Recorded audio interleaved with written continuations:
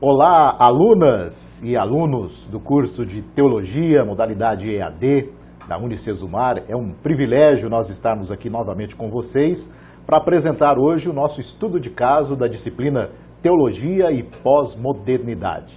É um grande prazer e privilégio estar com vocês e acredito que a nossa aula hoje vai trazer muitas questões que vocês poderão refletir e trabalhar com elas durante todo o curso de vocês, o curso de Teologia na Unicesumar. E é com muita alegria que nós estamos recebendo hoje a professora, reverenda, pastora, doutora Cleusa Caldeira.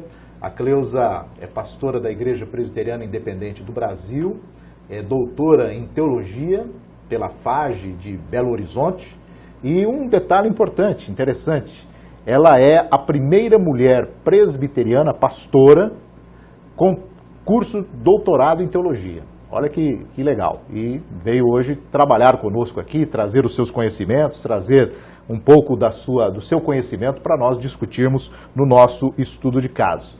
E além de pastora presbiteriana, doutora em teologia, negra, e isso também traz alguma coisa muito importante para a nossa conversa, para o nosso estudo de caso.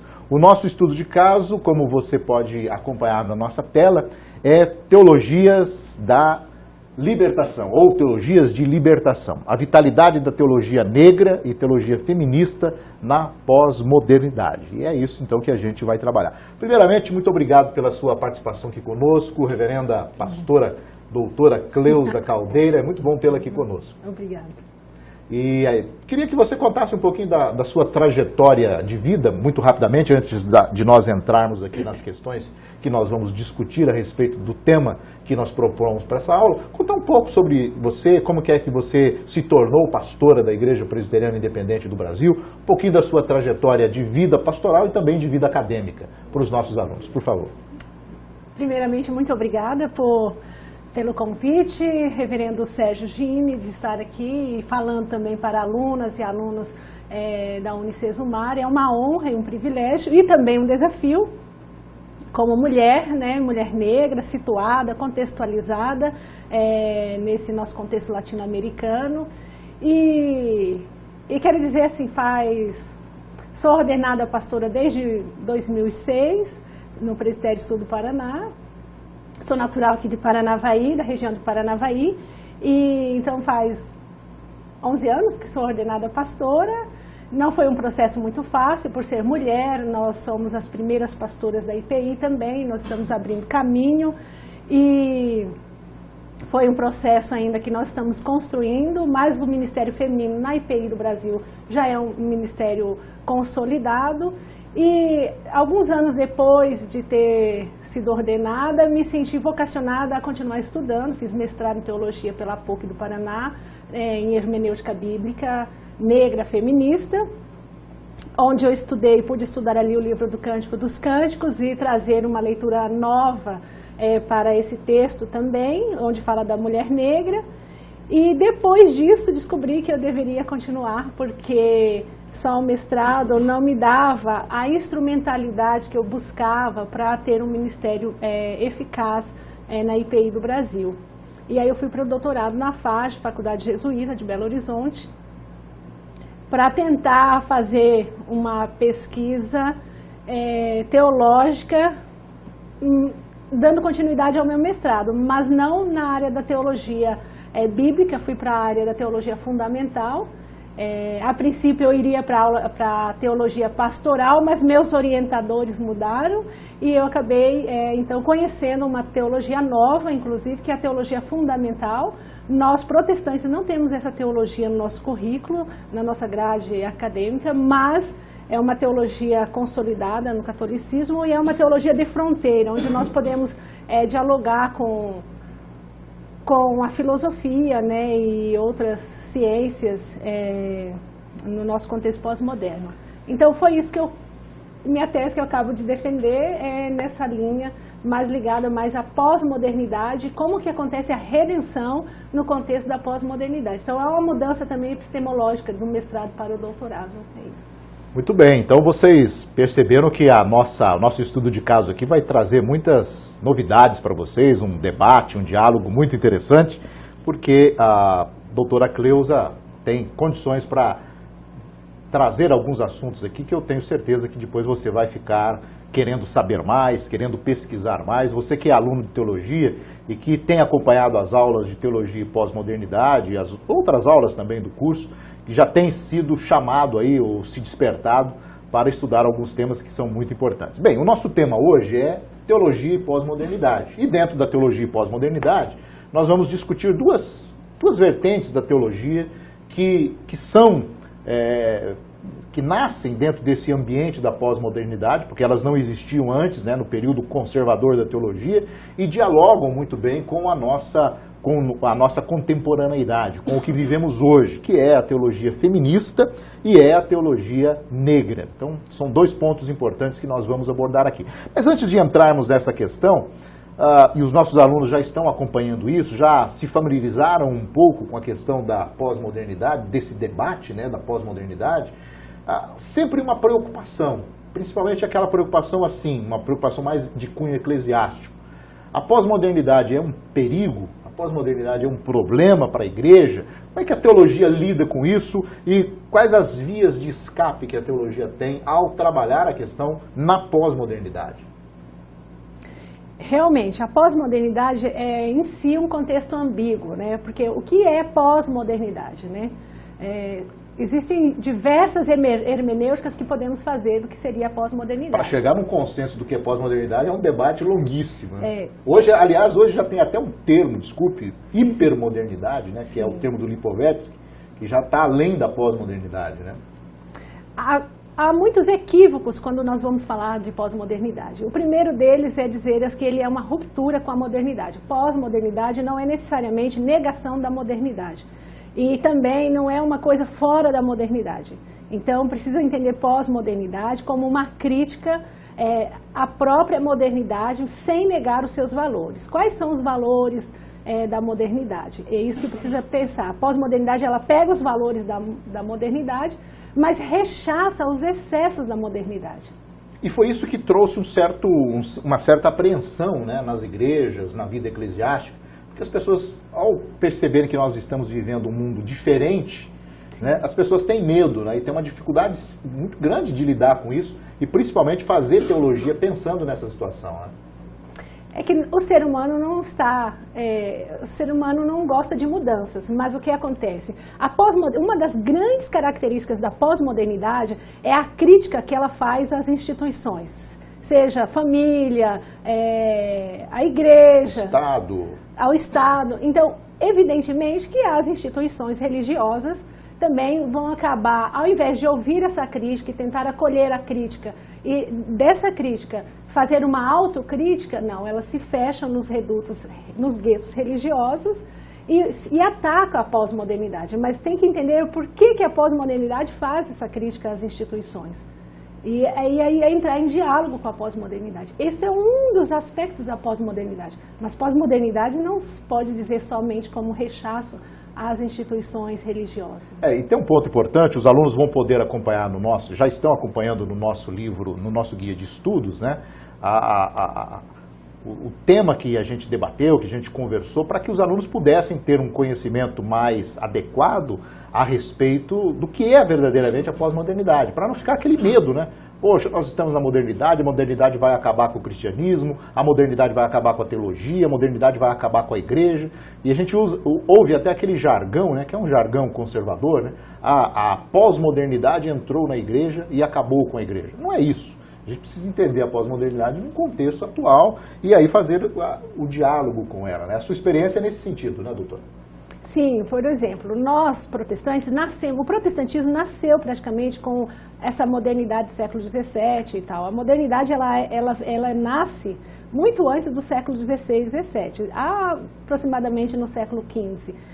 Porém, nós precisamos entender que o cristianismo, no seu ramo protestante, não rechaçou a modernidade. Pelo contrário, ele acolheu a modernidade, ele nasce com a modernidade, os valores da modernidade. Mas agora, na pós-modernidade, nós estamos com dificuldade de continuar dialogando com o nosso contexto, né? Acolher o contexto e ouvir, né, os sinais dos tempos que estão aí. E isso faz surgir, né, novos sujeitos eclesiais. Né? Novos sujeitos que a gente tem que lidar. E o pessoal que está fazendo teologia aqui conosco, nós temos uma grande maioria ligada ao protestantismo, embora tenhamos alguns irmãos católicos conosco também no curso de teologia, mas a grande maioria é ligada às igrejas protestantes. A gente tem esses novos sujeitos eclesiais hoje, e a pós-modernidade lida muito bem com isso. A teologia é chamada para fazer essa mediação também, né? Como deve ser, então, o comportamento do teólogo frente a essas necessidades desses novos sujeitos eclesiais que nós estamos vendo hoje bater a porta das nossas igrejas? Acho que um bom texto para a gente poder pensar é o texto de Êxodo 3, quando a narrativa bíblica diz que Deus ouviu o clamor, né, dos oprimidos, lá do seu povo que estava sendo oprimido. Cabe à teologia também hoje entender onde estão esses clamores, quem está realmente clamando e quem ela está desejosa de ouvir, e atender o chamado, né, desse gemido, ser mediação, ser instrumento de Deus para alcançar essas vidas. E às vezes nós temos dificuldade de entender isso. A teologia é chamada para responder, né, a teologia é uma resposta a um clamor, né? É o clamor que está sendo feito hoje. Há uma ideia deturpada, né, o pensamento de que a teologia é feita para a igreja, né, e a teologia é feita para o mundo, né, é uma resposta de Deus ao mundo, às pessoas, ao resgate dessas pessoas e trazer essas pessoas para o plano de Deus, que é o plano da redenção. E por isso a questão, doutora Cleusa, essas novas subjetividades que nós temos hoje na pós-modernidade. Como fazer, né, essa ligação dentro da igreja? Como que o teólogo lida com isso? Esse é o grande X, é o grande dilema que a gente tem aí para o futuro, né, daqui para frente agora. Por isso, uma das questões fundamentais para entender pós-modernidade é o colapso do sujeito moderno. O sujeito autônomo, o sujeito independente, o sujeito que se salva sozinho, que não necessita de uma transcendência para salvar e não necessita do outro para se realizar. Ele é autossuficiente. Esse colapso, a pós-modernidade, a característica da pós-modernidade é o colapso do sujeito moderno. É o sujeito que se descobre, então, vulnerável, finito, porque o sujeito moderno, né, da modernidade, é o sujeito vitorioso, é o sujeito que vence tudo, onipotente. A pós-modernidade então, o nascimento, vamos dizer, de várias subjetividades plurais e que têm consciência de sua finitude e de sua vulnerabilidade. Então, é importante a gente situar isso. Modernidade, sujeito moderno vitorioso, autossuficiente, e pós-modernidade, subjetividades vulneráveis, fracas. São essas subjetividades que nós devemos entrar em diálogo. São elas as principais interlocutoras de Deus no contexto da pós-modernidade. E dentro disso que você colocou, sendo elas as principais interlocutoras de Deus dentro da pós-modernidade, a gente tem o que nós chamamos de teologias de libertação, né? E aí são várias teologias de libertação, a gente não teria tempo aqui de discuti-las todas, mas, por exemplo, a teologia pós-colonial, né, que discute as questões dos povos que foram colonizados e que receberam uma teologia que veio de fora, como é que eles lidam com isso agora. Temos também a teologia indígena, que há um resgate, né, a respeito da teologia indígena, a teologia feminista, né, teologia negra, que são os dois temas que nós vamos debater aqui com você, que fazem parte daquilo que nós chamamos hoje de teologia de libertação. Além, é claro, da própria teologia da libertação, né, de todo o seu escopo epistemológico, que foi muito, muito forte na América Latina nos anos 70, nos anos 80, e que ela também vem sendo resgatada com essas novas subjetividades que se apresentam na pós-modernidade. O seu campo de estudo é a pós-modernidade, mas você tem também um diálogo muito próximo com a teologia feminista e com a teologia negra. Então vamos já adentrar nesses temas que são a sua praia, que eu acredito que você vai poder contribuir muito conosco aqui no nosso estudo de caso. Vamos começar com a teologia feminista, então, doutora Cleusa. Conte um pouco da trajetória da teologia feminista no mundo, na América Latina, de forma assim para que os nossos alunos consigam entender um pouco do pano de fundo do surgimento dessa teologia feminista. A teologia feminista ela está enraizada no movimento feminista, né, o movimento feminista secular. né, que vem, na verdade, o movimento feminista é considerado o primeiro grande golpe na modernidade, esse bloco da modernidade, esse pensamento hegemônico que não permite a diversidade, que não acolhe a alteridade.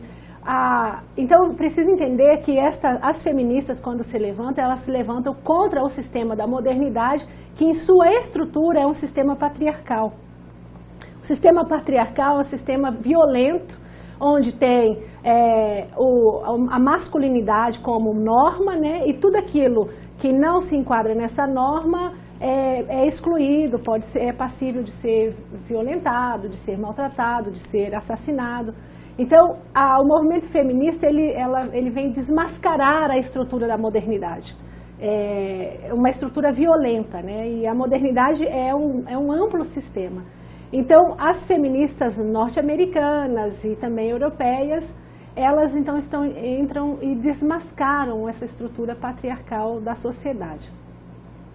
A teologia que nasce disso é uma reflexão que pensa, que quer trazer, assim, desmascarar também a cumplicidade da exegese, da hermenêutica, da teologia nesse sistema da modernidade. Recordemos que a modernidade, ela, no seu projeto expansionista, que nasce em 1492, quando o Henrique Eudúcio diz que esse é o ano do encobrimento do outro, da negação da alteridade, quando esse projeto expansionista, ele acontece, então, ele tem um rosto concreto, né? O homem macho, branco, europeu. Então, ali é o eurocentrismo, o etnocentrismo, o classismo, o sexismo. Esse é o projeto expansionista.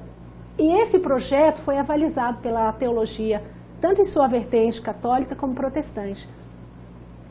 Para algumas feministas, elas não acreditam que é possível a teologia, ter uma teologia que liberte, que emancipe as mulheres, que promova uma leitura que seja libertadora das mulheres.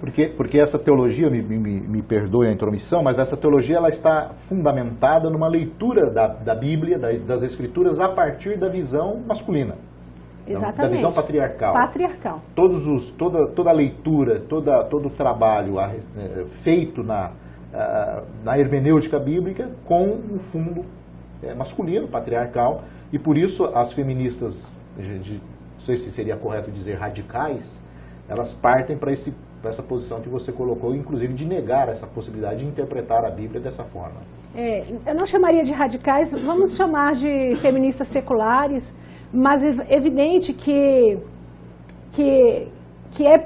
a Bíblia também, a crítica a Bíblia é o máximo do livro, é o livro mais sexista, mais patriarcal que existe. Não haveria para essas feministas possibilidade de uma outra leitura hermenêutica, né, da Bíblia. Por outro lado, surgem biblistas, né, mulheres biblistas cristãs que acreditam que é possível sim fazer hermenêutica diferenciada do texto bíblico, a partir de relatos que nós temos na própria Bíblia. Nós temos inúmeros relatos, o próprio relato que eu acabei fazendo minha dissertação de mestrado, da mulher do Cântico dos Cânticos.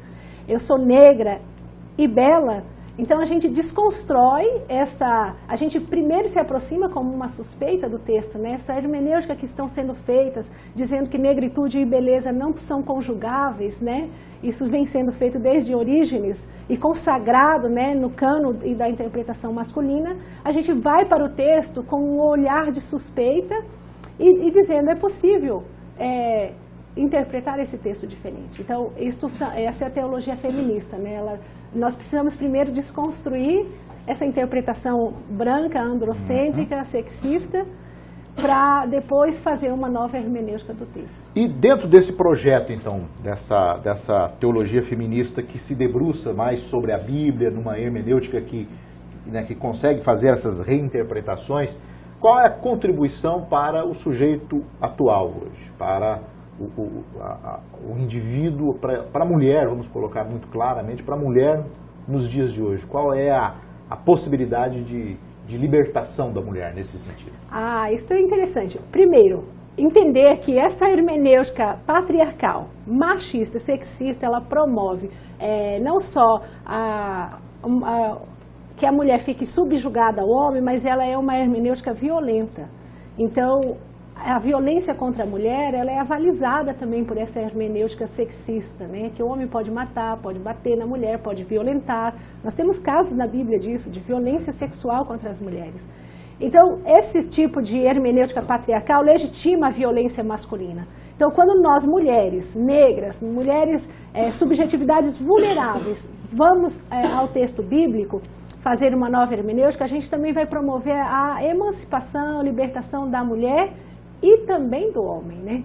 Do homem em sua violência. Porque por trás dessas hermenêuticas, reverendo Jimmy, está a imagem de Deus, né? Que imagem de Deus que nós temos, né? A imagem de Deus que nós temos, ela se reflete nas nossas relações. Dependendo Deus violento, Deus todo onipotente, todo poderoso, esse é um Deus que hoje para a pós-modernidade é muito difícil dessas novas subjetividades acolher.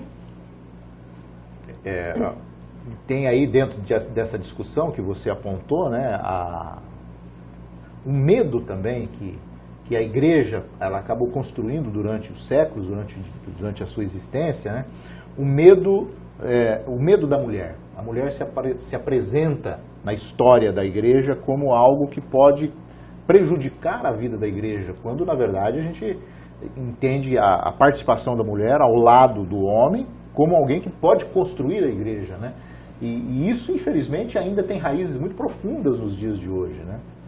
A teologia feminista tem buscado derrubar esse muro, né? Quebrar com essa situação. Do ponto de vista, doutora Cleusa, do projeto da teologia, da teologia feminista, quais as tarefas primordiais que a teologia feminista tem hoje? O que ela está se debruçando sobre o que hoje? Quando a gente está falando da pós-modernidade, da contemporaneidade? Olha, a tarefa hoje da pós-modernidade fundamental da teologia feminista é assim, a ideia contra a violência contra as mulheres. Mas não somente contra as mulheres. Todas aquelas subjetividades negadas em sua dignidade de ser humano, a teologia feminista ela se encontra debruçada sobre essa questão também. Um exemplo, as questões das minorias sexuais, as questões das minorias étnicas, também é uma tarefa da teologia feminista. Por quê? Feminismo não é uma ideia, a gente precisa desconstruir pensando que é uma ideia de que nós mulheres estamos lutando por nós mesmas, né? Assim, como se fosse uma oposição ao machismo, e não é. Feminismo é a busca por uma sociedade mais justa, as relações onde todas as pessoas elas tenham os mesmos direitos. Então a gente precisa desconstruir também, às vezes, nossa imagem de feminismo, né? Feminismo não é uma ideia de mulher. Por muito tempo foi pensado que feminismo era uma ideia de mulher branca, de classe média. Não. Olha, o feminismo é uma questão de mulher, de homem, de indígenas e de todas as pessoas que precisam de ter suas vozes escutadas, né? Porque onde tem uma voz silenciada, ali precisa de uma teologia feminista para dar voz a esta mulher. E trazendo isso para o contexto das nossas igrejas, né? Para o contexto de culto, né? Como tem sido hoje, qual é a tarefa da teologia feminista para, no contexto de culto, no contexto eclesiológico mesmo falando, inserir a pauta feminina? Isso é muito difícil, complicado isso, não é? É muito, mais ou menos. O que acontece? Há muita resistência ainda, né? Porque nós estamos falando também de relações de poder, né? Então, evidente que onde tem um pastor ou um colegiado de homens, eles não vão querer abrir, não é natural, por causa da estrutura patriarcal, abrir espaço para a mulher. Mas aos poucos a gente vê muita mudança, né, assim, nos espaços eclesiásticos, porque a força da mulher ela é fundamental para a vitalidade da igreja. Mas um problema que nós tivemos nos anos passados, nas décadas passadas, era o embate, né, violento, né, assim, a agressividade. Então hoje nós já entendemos que nós temos um espaço que precisa ser ocupado e aos poucos nós vamos ocupando esse espaço, porque ele é nosso espaço. Ele foi negado, mas ele é nosso. Então a gente vai ocupando esses espaços e aos poucos também vamos desconstruindo essa ideia, né, de que a mulher é fraca, de que a mulher não pode fazer, que nós também podemos fazer coisas tão boas quanto os homens e outras até melhores, né? Mas assim, não é uma questão de rivalizar. Um erro é pensar que o feminismo é rivalizar com os homens, né? Ou derrubar os homens para estar no lugar deles. Isso é um antifeminismo, isso não é feminismo. Bem, os alunos que já me acompanham aqui nas nossas aulas, no nosso curso aqui na Unicesumar, na EAD, na curso de Teologia, de vez em quando sabe que eu gosto de fazer algumas polêmicazinhas, não fico para respondê-las, mas gosto sempre de jogar alguns assuntos no ar aí para os nossos alunos. Tem um assunto que me incomoda muito, que é a questão da pastora, né? Hoje é comum nas igrejas, de forma geral, a mulher do pastor ser chamada de pastora. E há uma confusão nesse ambiente, né, eclesiástico. Isso aqui é só uma provocação, tá, pessoal? Fiquem tranquilos com isso. E há uma confusão nesse ambiente eclesiástico, porque a pastora, e aqui eu estou diante de uma pastora, ela passou por um curso preparatório, ela foi ordenada, ela passou por um ritual de ordenação, né, que é instituído por uma denominação. Como que você vê isso? Só por uma questão de provocação, doutora Cleusa, esse título de pastora que é dado às mulheres de pastores. Qual a sua leitura sobre isso? Isso é ambíguo, né? Por um lado, pode denotar o reconhecimento da comunidade por uma liderança eficaz, independente da ordenação e da formação. Pode ser um bom sinal, pode ser que a comunidade reconheça a autoridade daquela mulher. Por outro, pode ser uma espécie também de mascaramento ou até mesmo de silenciar, invisibilizar o ministério dela. Porque se tem pastor ordenado que foi formado na comunidade, por que então não investe ela, não dá uma questão assim, não empodera essa mulher? Porque dar estudo, facilitar que ela se forme em teologia e seja ordenado é um ato de empoderamento. Nós precisamos ser empoderadas e empoderar outras pessoas. Quando nega isso a esta mulher, pode ser uma maneira muito sutil de invisibilizar o seu ministério. Ok, a gente tem bastante mulheres no nosso curso de teologia, está acompanhando aí o que a doutora Cleusa está apontando no nosso estudo de caso. Bem, teologia feminista, a gente trouxe já alguns pontos importantes, claro que a gente não tem condições de esgotar tudo aqui no nosso tempo, mas aí entra a teologia negra. Até que ponto que a teologia negra é devedora da teologia feminista? Existe uma relação dentro desse processo? Existe. Praticamente todas as teologias da libertação são devedoras da teologia feminista, né? E, assim, essas teologias, elas têm em comum, elas fazem parte de um grande guarda-chuva, elas estão em ruptura com a teologia tradicional. Então, elas estão interligadas. Teologia da libertação latino-americana, né, que nasceu aqui em Puebla, Medellín, e teologia feminista. Mas a teologia negra, ela é a teologia mais recente, teologia negra feminista.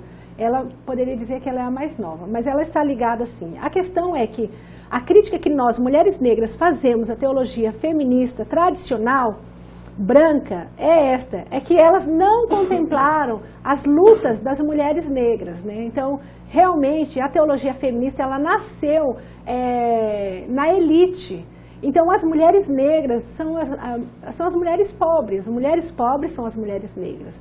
Então, essa teologia feminista, em sua raiz, ela não contemplou as mulheres negras. Aí a necessidade de que nós, mulheres negras, nos tornássemos sujeitos teológicos para pensar a nossa discriminação, que é muito maior do que a mulher branca, né? E dentro disso também há uma leitura da própria, uma hermenêutica, né, da palavra a partir da diáspora negra, né? Sim. Toda uma construção dentro desse sentido. O que você pode nos dizer sobre isso? Essa palavra diáspora, essa hermenêutica, ela está enraizada muito no movimento da teologia negra dos Estados Unidos, com James Cone e companhia. Então, a teologia negra feminista, ela tem várias raízes. Ela está enraizada na teologia feminista e também na teologia negra dos Estados Unidos. Então, por outro lado, a hermenêutica negra feminista que a gente faz é uma hermenêutica muito recente. No Brasil tem poucas referências sobre isto. Nós tivemos aqui Peter Nash e Maricel Mena Lopes, são dois estrangeiros, uma colombiana e um norte-americano, eles são nossas maiores referências no Brasil. A hermenêutica negra feminista, ela procura reabilitar, recuperar a raiz afro-asiática dos nossos patriarcas da fé. Que é um ponto que a cultura protestante anglo-saxônica deixou no esquecimento, né? Os nossos patriarcas bíblicos, né, eles são africanos asiáticos. Isso. Então, primeiro recuperar esse contexto, né, assim, da formação do povo de Israel, e também recuperar, reabilitar as experiências das mulheres negras descritas nos textos bíblicos. Nós temos várias mulheres negras empoderadas, né, como a mulher de Números 12, também a rainha de Sabá. Não eram mulheres brancas, não eram mulheres caucasianas, não eram mulheres loiras dos olhos azuis, eram mulheres africanas. Então a gente procura reabilitar essas experiências, e para que essas experiências possam empoderar também as mulheres negras do contexto pós-moderno, né? Essa leitura, saindo um pouquinho do viés da teologia negra feminista, e pegando a teologia negra num âmbito maior, né, a análise da própria diáspora negra tem espaço? A gente tem conseguido espaço hoje no campo eclesiástico brasileiro? Eu estou fazendo esse diálogo buscando o campo eclesiástico porque os nossos alunos, né, a grande maioria dos nossos alunos está voltada para o labor eclesiástico. Então, muitos talvez vão partir para aprofundar os seus estudos acadêmicos, mas uma grande parte, uma grande parcela dos nossos alunos trabalham com a igreja, né? Por isso que estou trazendo aqui a discussão para o campo eclesiástico e perguntando isso. A leitura da Bíblia a partir da diáspora negra tem espaço nas nossas igrejas? Olha, depende muito da igreja. Por exemplo, se nós tivermos bastante alunos aqui da Assembleia de Deus, ou essas igrejas pentecostais, neopentecostais, eles vão chegar na igreja essa semana, esse final de semana, e eles vão ver que e olhar para a igreja, e eles vão encontrar muitos negros, muitas mulheres negras, muitas pessoas negras. Então, a experiência que eles vão fazer do povo negro, da comunidade negra crente, é diferente da nossa, que nós somos uma igreja mais tradicional, europeia.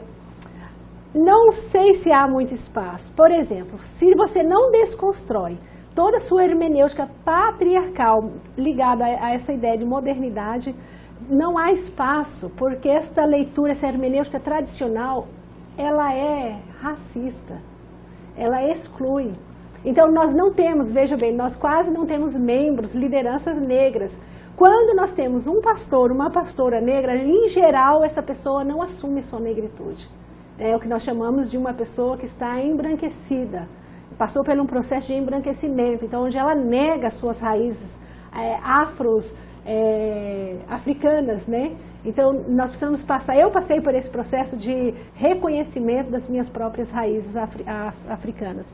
Então, não há espaço, porque precisamos desconstruir a nossa teologia, desconstruir nossa hermenêutica, nossa exegese, para que então a gente possa também mudar a eclesiologia, né? E você tocou num ponto importante da questão do racismo, né? Eu me recordei agora da Igreja Presbiteriana Cumberland, nos Estados Unidos, né? Ela foi formada única e exclusivamente por negros que eram escravos no sul dos Estados Unidos e formaram uma denominação. A Igreja Presbiteriana Cumberland, nos Estados Unidos, é uma denominação, não é uma grande denominação, mas é uma igreja, uma denominação de negros, formada por negros que combateram o racismo e como não podiam cultuar na Igreja Presbiteriana tradicional, que era uma igreja branca e racista, eles foram cultuar numa igreja presbiteriana, quer dizer, mantiveram a doutrina reformada, mas foram cultuar entre eles, né? E com um sistema de culto também muito aberto para as suas origens africanas, né? Um culto mais contextualizado com aquilo que eles tinham de vida, né? Ao invés de cantar aqueles hinos europeus, né, compostos pelo Carlos Wesley, pela Susana Wesley, nada contra, mas eram que para a realidade deles não tinham nada, não falava nada. Eles preferiam o que? Trazer as músicas africanas do contexto deles e cantá-las nas igrejas. E aí surgem os famosos negros espirituais, né, que são os cânticos belíssimos norte-americanos. Mas dentro dessa situação da teologia negra, né, como a gente trabalha hoje na teologia brasileira, né? Esse ambiente, o que o nosso aluno fica preocupado, e isso perpassa por todos aqueles que estão sendo despertados agora pela temática, poxa, como que eu posso, como teólogo ou como futuro teólogo, estar envolvido nessa situação? O que você sugere para nós, professor? Olha, primeiro, nós precisamos de uma abertura, né? Assim, de estarmos abertos ao diferente. Pensar teologia hoje, né, os jovens que estão aí começando, ou não tão jovens, mas que estão estudando teologia, precisa primeiro de ter essa abertura para acolher o diferente. Eu digo que, se você não estiver aberto para acolher uma imagem de Deus diferente do que você concebe hoje ou concebe há 10 anos atrás, é porque você então está cultuando um ídolo. Esse é um grande embate entre essas teologias de libertação e a teologia tradicional conservadora, porque no fundo a teologia conservadora ela não escuta, ela não se abre para escutar o mundo, o clamor do mundo, né? Já dizia, acho que John Stott, né? Ela não se abre para conseguir perceber Deus de uma maneira diferente do que ela foi recebida. Nós estamos combatendo as teologias as teologias da libertação combate, na verdade, uma visão colonizadora de Deus, do ser humano e do mundo. Então, às vezes a gente tem uma ideia de Deus que nos foi transladada da Europa para nós e que nós temos grande dificuldade de abrir mão dessa ideia de Deus. É essa ideia de Deus que nós precisamos abrir mão em primeiro lugar. Porque sem essa ideia de Deus, com essa ideia cristalizada de Deus, a gente também não consegue se aproximar do próximo, porque a gente também tem uma ideia cristalizada, e eu vou dizer, colonizada do outro. O outro já é algo pré-concebido, que você já tem uma ideia dele. O outro não se revela a você, porque você não permite. Então, nós precisamos dessa abertura. Para fazer teologia, precisamos aprender a manter-nos nessa abertura constitutiva do ser humano, abertura ao outro, à alteridade e à transcendência. Você trouxe alguns cartazes aqui para nós, para chamarmos aí a atenção dos nossos alunos. Queria que você os mostrasse e comentasse um pouquinho sobre eles também, para que os nossos alunos pudessem fazer aí, ou também, né, serem chamados à reflexão. Esses cartazes, na verdade, eu acho uma forma muito ilustrativa, né, eficaz de dizer o que seria uma teologia tradicional, né, que teríamos a criação de Adão por Michelangelo. E essa é um afresco famosíssimo, né? Sim. Essa pintura é famosíssima, né? Aqui a gente pode ver assim, existe essa pintura, que a teologia vai ver sobre esse texto. Isso é um texto, né? Isso aqui está contextualizado, ele é datado e ele é sexualizado. Ele tem sexo. Ele é muito contextualizado. Quando ele foi feito, a imagem de mundo, de criação de Adão e Eva, de ser humano, era essa. Essa ideia que foi nos transladado da Europa para cá, a imagem de um Deus todo-poderoso, macho, e que cria o ser humano macho, a sua imagem e a sua imagem e semelhança, e um macho evidentemente branco, né? Essa ideia, aqui está a ideia da teologia tradicional. As feministas pensam já, este não é bem um cartaz feminista, mas é o que eu encontrei na internet, mas é uma ideia, né? As feministas vêm e dizem, olha, a gente precisa pensar Deus de uma maneira diferente, né? É possível pensar Deus a partir da mulher. Então, a criação já de Adão, vamos dizer, a criação de Eva, né? Da mulher aqui.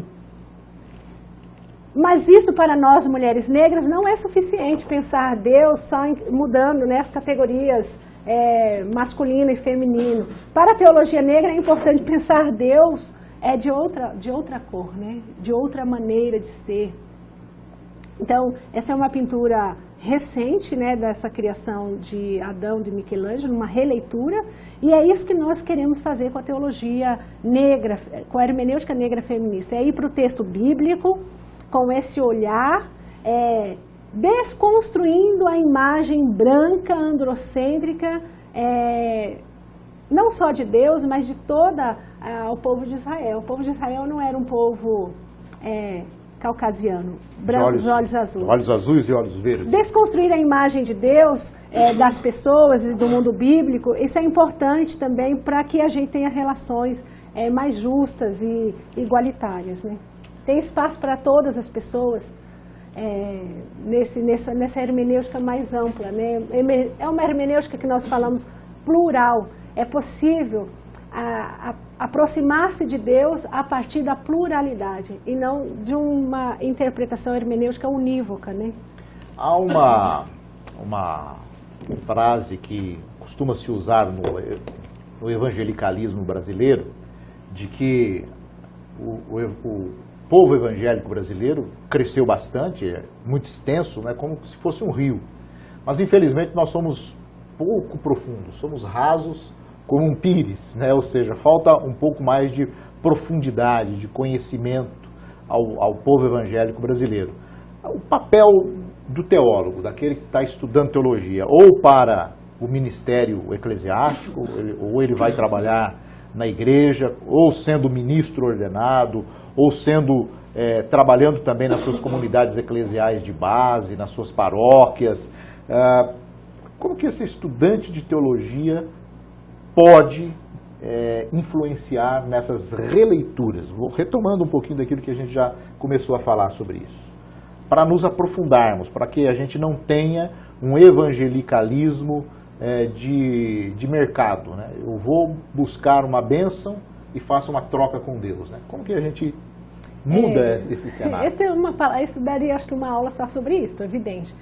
O que acontece, nós precisamos mudar a partir dos pequenos espaços, né? Por exemplo, nós precisamos mudar uma questão que é muito forte para nós das teologias da libertação, essa questão da linguagem, né? A nossa linguagem pode ser totalitária também. A gente pode querer ter uma linguagem que abarca o todo. E no contexto da pós-modernidade, isso é inadmissível, né? A gente precisa aprender que nós estamos falando a partir de um contexto e que o outro, se discorda, ele também está contextualizado. Uma linguagem que seja inclusiva, uma linguagem que acolha a diferença, uma linguagem que se coloque não como sujeito moderno, todo-poderoso, mas com uma subjetividade frágil, passível de erro e finita, né? Reconhecendo, olha, o que eu falo é do meu ponto de vista, mas eu estou aberta a ouvir o que você tem a dizer também. Acho que por aí já começaria a mudar as relações. Um erro é achar que a teóloga e o teólogo se formam para fazer teologia, para escrever livro, para fazer bons sermões, à custa das relações do cotidiano, né? Ele sacrifica as relações com sua família para preservar uma pureza evangélica e isso é inadmissível para o nosso contexto. Abre mão da pureza evangélica e vive bem com a família, né? Porque assim, a gente precisa aprender que nós somos chamados para viver bem, para refletir no mundo a imagem da Trindade, né? Que é a comunhão perfeita, plenamente realizada. Então, se a minha teologia, ela destrói as minhas relações, eu tenho que rever, evidentemente, a minha teologia. Bem, alunos, a gente sabe que o tema é apaixonante, a gente tem bastante coisas para trabalhar, para discutir. No nosso livro guia você tem lá várias teologias de libertação que nós fizemos questão de abordarmos. É claro que aí vai exigir de você também um esforço para estudar sobre elas, para pesquisar sobre elas. Nós temos já um amplo material de divulgação a respeito dessas teologias e ter a consciência mesmo de que você precisa compreender ao fazer teologia, né, uma teologia que seja atual e não reproduzir manuais de teologia que nós tínhamos no século XVII, no século XVIII, século XIX. Ou seja, fazermos uma teologia para o século XXI, fazermos uma teologia que também esteja conectada com as novas mídias, com as novas tecnologias. Sim, por que não? Né? Com o sujeito hipermoderno, o hiperconsumo, a hiperexposição. E como disse o professor Ligori, você citou uma frase dele que eu gosto muito, que é fazer teologia pelas frestas. Né? A gente tem que aproveitar, as portas estão fechadas, mas existem frestas, e por essas frestas nós podemos entrar e trazer a luz de Deus, trazer a luz do Evangelho e trazermos uma contribuição para o mundo de hoje, para a vida de hoje, né? O importante disso tudo é fazermos com que as pessoas vivam uma vida plena, né? E a teologia tem essa contribuição, tem essa importância. Com certeza. É isso, professora. Muito obrigado pela sua participação aqui conosco. Eu queria que você fizesse, então, as suas considerações finais aqui da nossa aula e deixar um gostinho para os nossos alunos, para que eles possam aproveitar mais o nosso livro guia para estudar, as nossas aulas também, para que a gente possa, então, nos aprofundarmos nesses temas que nós colocamos aqui. Uma pincelada rápida em teologia feminista, teologia negra, para nós finalizarmos. Sim, se eu pudesse deixar alguma coisa para você que está estudando teologia, começando, e tem desejo de aprofundar, eu diria assim: busque ouvir os sinais de Deus. Deus já está no nosso contexto. A gente não leva a Deus. Deus, ele já está. Ele já está lá nos oprimidos, nessas subjetividades pós-modernas.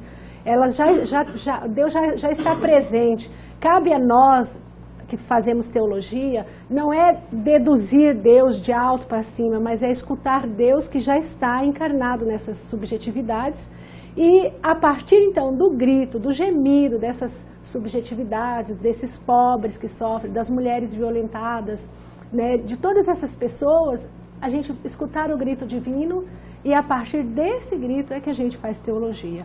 A teologia foi por muito tempo algo que foi colocado, imposto. Essa teologia colonial, que coloniza o outro e coloniza Deus, ela é imposta. E agora nós precisamos entender que Deus é como um rio que vem, que está passando nesse mundo, submerge das fendas, das feridas das pessoas. E é esse Deus que nós precisamos escutar.